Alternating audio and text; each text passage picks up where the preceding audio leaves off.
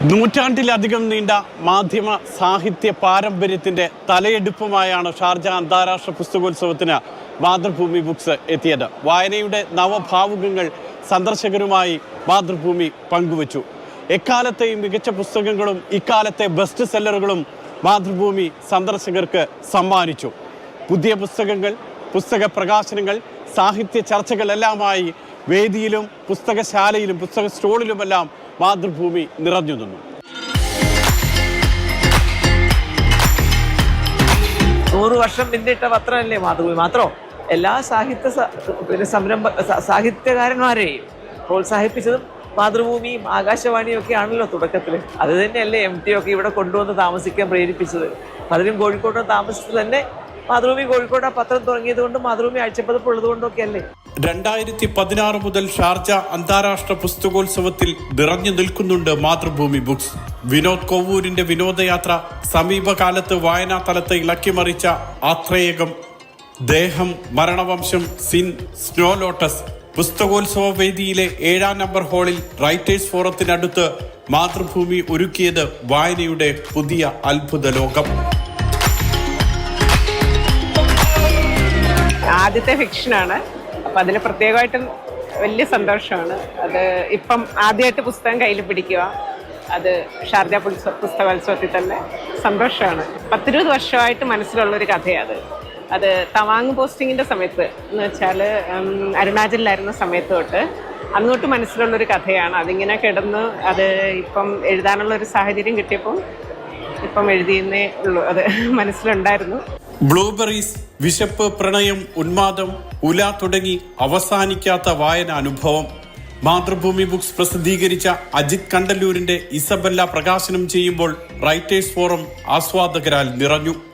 വിവിധ മേഖലകളിൽ നിന്നുമുള്ള പ്രമുഖരാണ് ചടങ്ങിൽ പങ്കെടുത്തത്.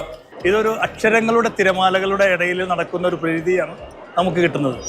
തികച്ചും സ്നേഹത്തിൻ്റെയും നാട്ടിൽ നിന്ന് കാണാത്ത സഹോദര്യത്തിൻ്റെയും സ്നേഹത്തിൻ്റെ അപ്പുറത്തുള്ള വാക്ക് എന്തോ അതിന് നമുക്ക് പുതിയൊരു വാക്ക് കണ്ടുപിടിക്കാൻ കഴിയുന്ന ഒരു തരത്തിലാണ് ഇവിടുത്തെ ജനങ്ങൾ ഇതിനെ ഏറ്റെടുത്തിട്ടുള്ളത്. ദൈനംദിന ജീവിതത്തിനിടയിൽ നിരവധിയായിട്ടുള്ള സാമൂഹിക ഇടപെടലുകൾ ഇവിടെ നടത്തിയിട്ടുണ്ട്. അതിൻ്റെ ഭാഗമായി ഒരുപാട് അറിയപ്പെടാത്ത ദേശത്തു നിന്നും ഒരുപാട് ആൾക്കാർ എൻ്റെ ഹൃദയത്തോടൊപ്പം വന്നുചേർന്നിട്ടുണ്ട്. അപ്പോൾ അവരൊക്കെ എൻ്റെ ഒരു പുസ്തകം ചെറുകഥാസമാഹാരം ആദ്യമായിട്ട് പ്രസിദ്ധീകരിക്കപ്പെടുന്നു, അതും മാതൃഭൂമി പ്രസിദ്ധീകരിക്കുന്നു. കാരണം കേരളത്തിലെ ഏറ്റവും മികച്ച പ്രസാധകരായിട്ടുള്ള മാതൃഭൂമി പ്രസിദ്ധീകരിക്കുന്നു എന്നറിഞ്ഞപ്പോൾ അവരെല്ലാവരും ഓടിയെത്തുകയും ഈ പുസ്തകോത്സവത്തിലെ മലയാളികളുടെ പ്രകാശന ചടങ്ങിൽ ഏറ്റവും ബാഹുല്യമാർന്ന ഒരു ചടങ്ങ് സമ്മാനിക്കുകയും ചെയ്തു. അതിനകത്ത് ഹൃദയപൂർവ്വം എല്ലാവരോടും നന്ദി രേഖപ്പെടുത്തുന്നു. അഭിനയ ജീവിതത്തിലെ വേദനിപ്പിക്കുന്ന മുഹൂർത്തങ്ങളും സന്തോഷിപ്പിച്ച നിമിഷങ്ങളുമെല്ലാം നടൻ വിനോദ് കോവൂർ പങ്കുവച്ചത് മാതൃഭൂമി വേദിയിലായിരുന്നു. വിനോദയാത്രയുടെ പ്രകാശനത്തിൽ നടൻ രവീന്ദ്രൻ, ഷാർജ അന്താരാഷ്ട്ര book authority external affairs executive Mohankumar, Haris Kovoor, Faisal തുടങ്ങിയവർ ചടങ്ങിൽ പങ്കെടുത്തു.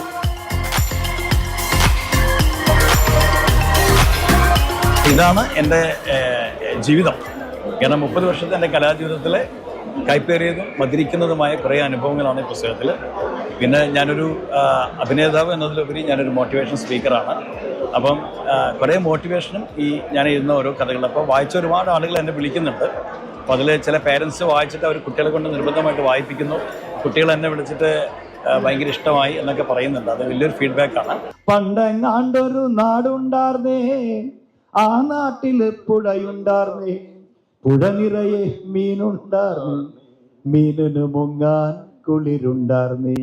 ഒരു വീട്ടിൽ അടുപ്പ് പുകഞ്ഞാൽ മറുവീട്ടിൽ പശയില്ലാർന്നേ, ഒരു കണ്ണു കലങ്ങി നിറഞ്ഞാൽ ഓടി വരാൻ പലരുണ്ടാർന്നേ. മാതൃഭൂമി യാത്രയുടെ അസിസ്റ്റന്റ് എഡിറ്റർ കെ വിശ്വനാഥ് എഴുതിയ അബദ്ധ സഞ്ചാരങ്ങളും പുസ്തകോത്സവം ഏറ്റെടുത്തു. ക്രിക്കറ്റിന്റെ വഴികളിലൂടെ ലോക സഞ്ചാരം തുടങ്ങിയ എഴുത്തുകാരന്റെ 25ാമത്തെ പുസ്തകമായിരുന്നു അബദ്ധ സഞ്ചാരം. UAE പ്രമുഖ വ്യവസായിയും ആസാ ഗ്രൂപ്പ് ചെയർമാനും മാനേജിംഗ് ഡയറക്ടറുമായ CP സാലിഹിന് നൽകിക്കൊണ്ടാണ് സംവിധായകനും നടനും എഴുത്തുകാരനുമായ മധുപാൽ പുസ്തകം പ്രകാശനം ചെയ്തത്. വിശ്വൻ്റെ പുസ്തകത്തിനകത്ത് വിശ്വൻ പറയണമെന്ന് ആഗ്രഹിച്ചത് പലപ്പോഴായിട്ട് പല രീതിയിലും പല പുസ്തകങ്ങളും വിശ്വൻ എഴുതിയിട്ടുണ്ടെങ്കിൽ പോലും യാത്രയിൽ പറയാതെ പോയിട്ടുള്ളതോ ഇനിയും പറയണമെന്ന് തോന്നിയിട്ടുള്ള കാര്യങ്ങൾ എഴുതിയ ഒരു പുസ്തകമാണ് അബദ്ധസഞ്ചാരങ്ങൾ. ഞാൻ ഇതിനകത്ത് വായിക്കുമ്പോൾ എനിക്ക് ചൈന ഭയങ്കരമായിട്ട് നമ്മൾ പോയിട്ടുള്ളതാണ്. അപ്പം കണ്ട സ്ഥലത്തിൻ്റെ ഒരു സ്വഭാവങ്ങളല്ലാത്തൊരു രീതിയിൽ എഴുതുക എന്നുള്ളതാണ്. പിന്നെ ഒരു പ്രദേശത്തിൻ്റെ ഒരു രാജ്യത്തിൻ്റെ ഭക്ഷണക്രമങ്ങളെക്കുറിച്ചുള്ള സാധനങ്ങളുണ്ട്. അത് നമ്മൾ കേട്ടറിഞ്ഞ സാധനങ്ങളല്ലാത്ത ചില കാര്യങ്ങൾ നമുക്ക് അനുഭവിച്ചറിയാൻ പറ്റുന്നുണ്ട്. വിശ്വൻ്റെ എന്ന് പറഞ്ഞാൽ വിശ്വ എന്ന് പറഞ്ഞാൽ ഞങ്ങളൊരു ഫാമിലി ഫ്രണ്ട് തന്നെ. പക്ഷേ ഇവിടുത്തെ നമ്മുടെ ഈ നമ്മുടെ എക്സ്പോയിൽ വരാമെന്ന് പറഞ്ഞാൽ വേൾഡ് മലയാളി ഉള്ള ആൾക്കാരെ മുഴുവൻ കാണുന്ന മാതിരിയാണ്. കാരണം എന്ന് വെച്ചാൽ ഇത്രയും മലയാളികളെ ഒരുമിച്ച് കാണാൻ മറ്റൊരു വേദിയില്ല എന്ന് തന്നെ പറഞ്ഞു. പുസ്തക പ്രകാശനത്തിനൊപ്പം റൈറ്റേഴ്സ് ഫോറത്തിൽ പ്രകാശം പരത്തിയ ജ്ഞാനസ്നാന ചർച്ചയ്ക്കും മാതൃഭൂമി വേദിയൊരുക്കി. പഴക്കം ചെല്ലുന്തോറും വീഞ്ഞായി വീര്യം കൂടുന്ന പഴം പോലെയാണ് വാക്കുകളെന്ന് ജ്ഞാനസ്നാന കഥാകാരൻ സുഭാഷ് ചന്ദ്രൻ. വാക്കിൻ്റെ എളുപ്പത്തിൽ ചീഞ്ഞു പോകുന്ന മുന്തിരിപ്പഴങ്ങളെ സാഹിത്യകാരൻ ശരിക്കും വാറ്റി വീഞ്ഞാക്കി വയ്ക്കുന്നതിൻ്റെ പേരാണ് സാഹിത്യം എന്ന് പറയുന്നത്. അപ്പോൾ ചീഞ്ഞു പോകുന്നത്. നമുക്ക് മുന്തിരി വളരെ ഇഷ്ടമാണെങ്കിലും ഇരിക്കും തോറും വീര്യം കൂടുന്ന ഒരു ഗംഭീരമായിട്ടുള്ളൊരു പദാർത്ഥത്തെ മനുഷ്യൻ കണ്ടെത്തിയാണ് വീഞ്ഞിലൂടെ. അത് വാക്കിൻ്റെ മുന്തിരിപ്പഴങ്ങളെ ശേഖരിച്ച് നമ്മൾ എല്ലാവരും ചെയ്യുന്നത് പോലെ ആ വാക്കുകൾ ഉപയോഗിക്കുക തമ്മിൽ ചിലരും മാത്രം ഒളിച്ചിരുന്ന് അതിനെ വാറ്റി വരും കാലത്തേക്ക് സൂക്ഷിച്ചു വയ്ക്കുന്നുണ്ട്.